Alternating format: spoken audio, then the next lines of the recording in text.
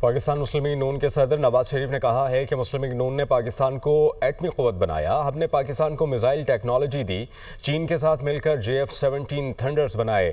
مسلم league نون نے ہی دفاع کو مضبوط بنایا. لوگ کام کو ووٹ دیتے ہیں, سیاست کے ساتھ کام بھی ہونا چاہیے. ملکی حالات بہتر ہو رہے ہیں. پچھلی حکومت نے جو ملک کا حال کیا تھا مسلم لیگ نون نے بتدریج اسے بہتر بنایا. وہ لندن میں ایون فیلڈ پہنچنے پر میڈیا سے گفتگو کر رہے تھے.